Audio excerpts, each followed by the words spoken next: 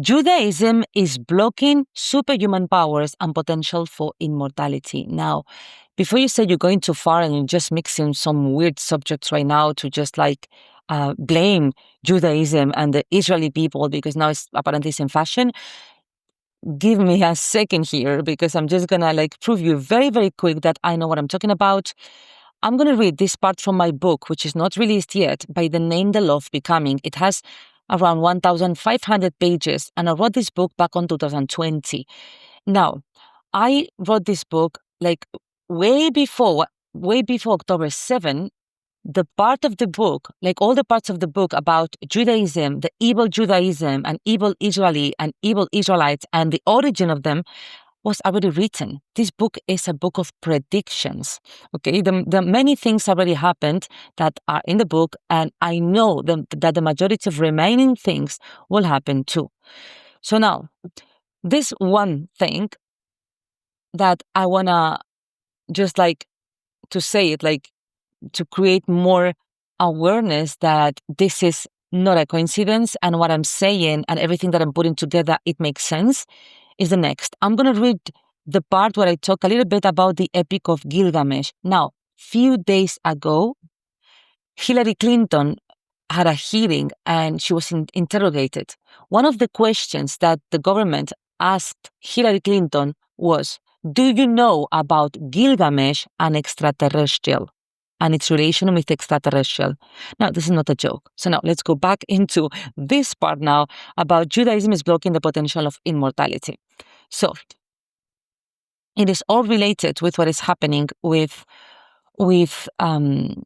evil Israeli and evil Jews trying to exterminate humankind with the war with Iran. Now, in this part, I talk about the Epic of Gilgamesh and its relation to Judaism. It's a long part, but I'm just going to read a little bit of it and I'm going to put it together quickly. So, you can create this awareness too if you didn't thought about it or if you didn't have this information yet. I say Judaism is blocking the potential of immortality, but in reality, I say way before that is not only about physical immortality, actually, it's about blocking the fifth dimension consciousness for us to become literally the next human race, like fifth dimensional beings in the fourth dimensional physical body. So I quote, I don't need to quote, it's my own book and I'm reading it.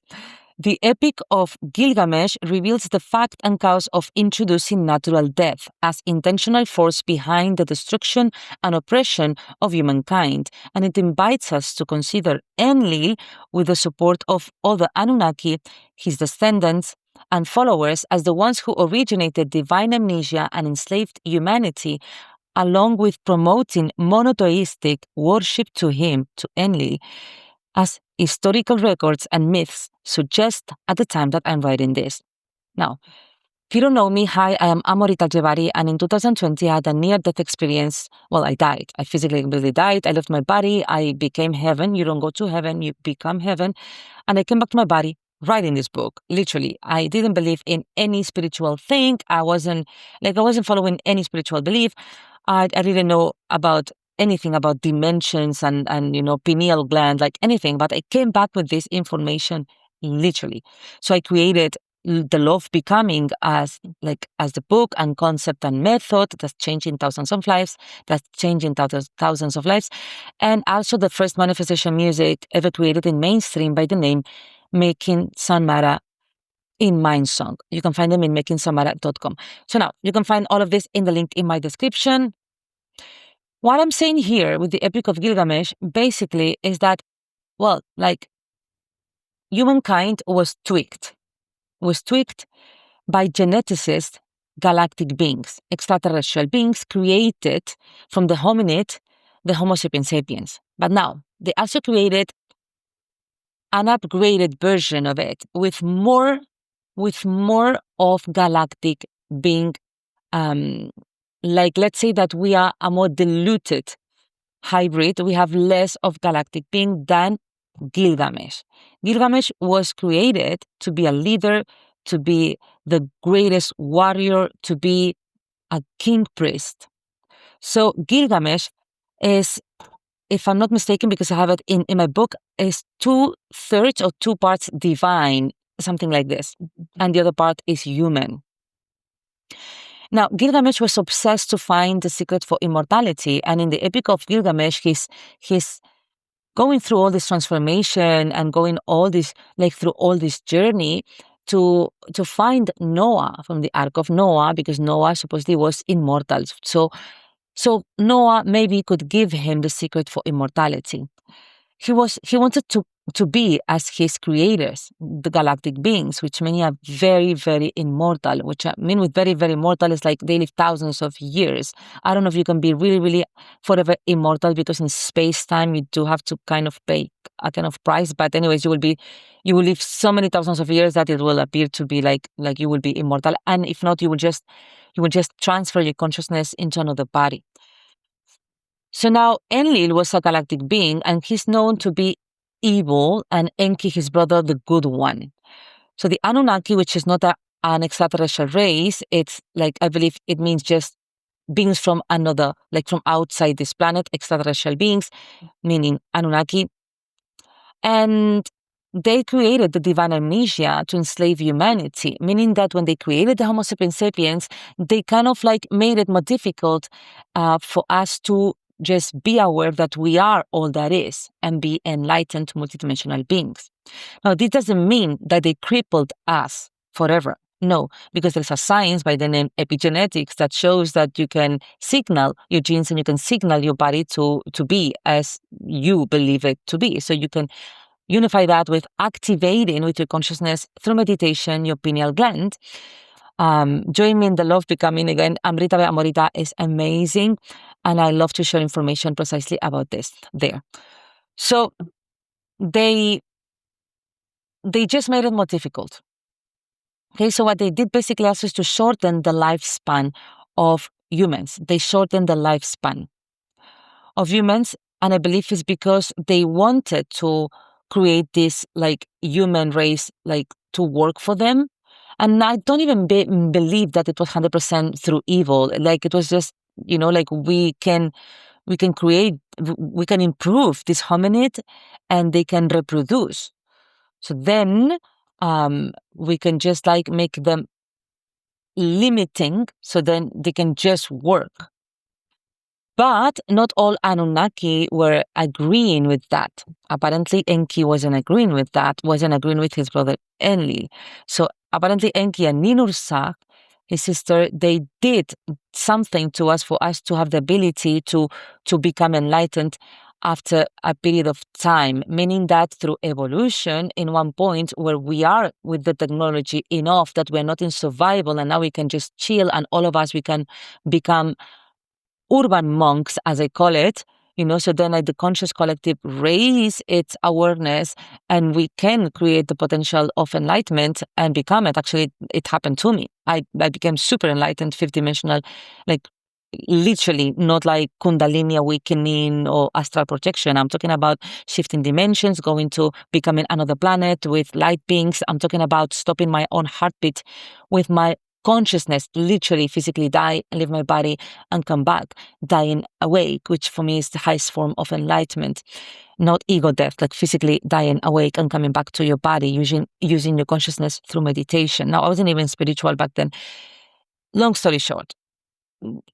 Now, let's go back and put it together with the title, Judaism is blocking the potential of immortality. Let me check if my sister, because she's coming to visit me, and I believe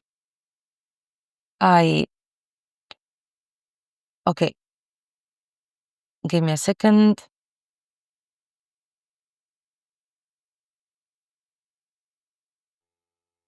Yeah, I do create videos in YouTube as I am in a live, but I'm not, um, because I like to record this and then to render it to improve the sound. Anyways, I'm gonna do lives very soon though.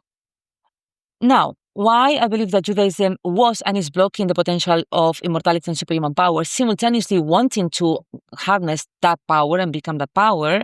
Well, they let's put together, like they they went, like, they invaded Iraq looking for the tomb of Gilgamesh, maybe again to find this tomb and to take some, like, like sample of Gilgamesh, and I don't know, and replicate it.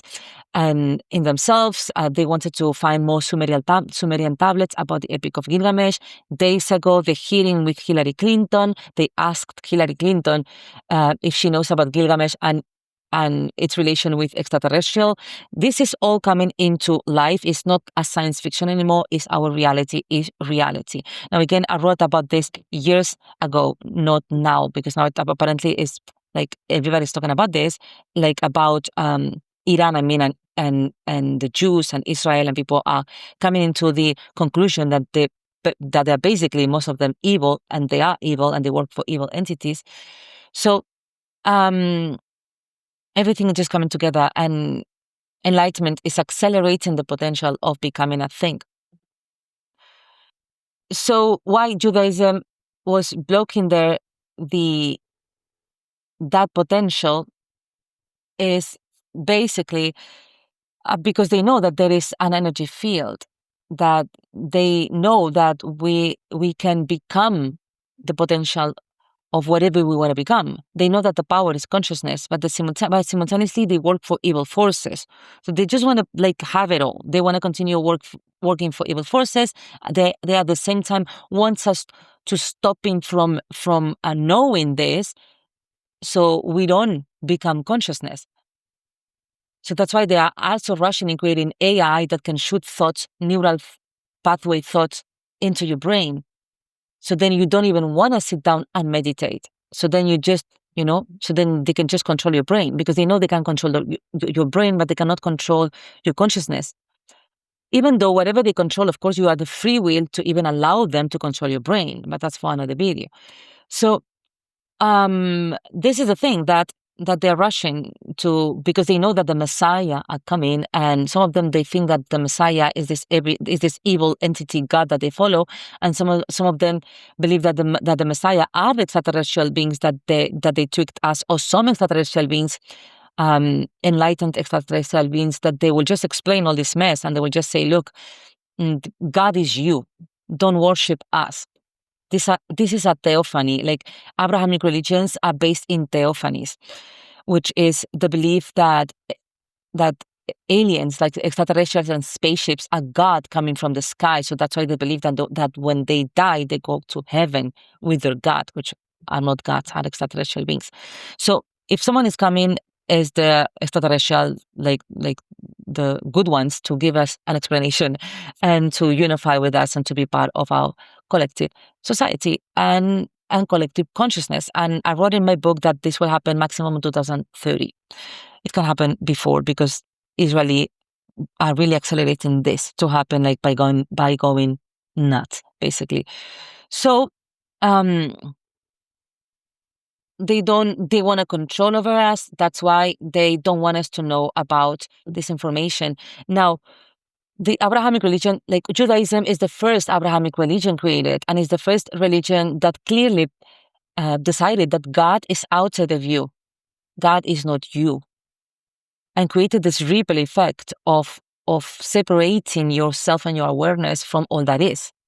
Buddhism and Hinduism existed before Judaism, but they don't say that God is outside of you, even though like Hinduism is really like misinterpreted too, and it's lost in its own translation as well, because they have many gods, and also they believe that gods are outside of them, but they can have an effect in them. But the one that for example did get it right is Buddhism, because Buddha, the word itself, it means enlightenment.